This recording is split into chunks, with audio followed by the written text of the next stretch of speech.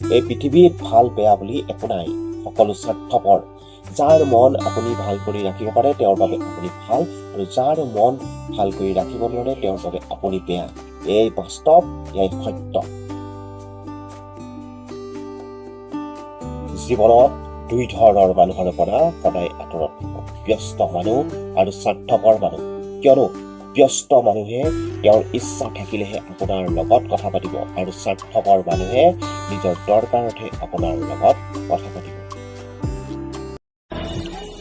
জীৱনত ডাঙৰ মানুহ হওক, কিন্তু কাকো সৰু কৰি নিজেই ডাঙৰ হোৱাৰ চেষ্টা নকৰিব।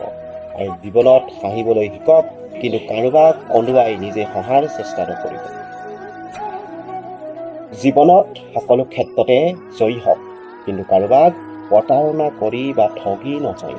আৰু জীৱনত সুখী হওক, কিন্তু কাৰোবাক দুখত ৰাখি নকৰিব। এই সংসাৰখনৰ ওপৰত ভৰসা আপুনি কেতিয়াও নকৰিব, আৰু ভগৱানৰ ওপৰত নিৰাশ আপুনি কেতিয়াও নহ'ব। ধৰ্মই কেৱল আপোনাক আপোনাৰ বাটহে দেখুৱায়, কিন্তু কৰ্মই আপোনাক আপোনাৰ গন্তব্যস্থললৈ লৈ যায়।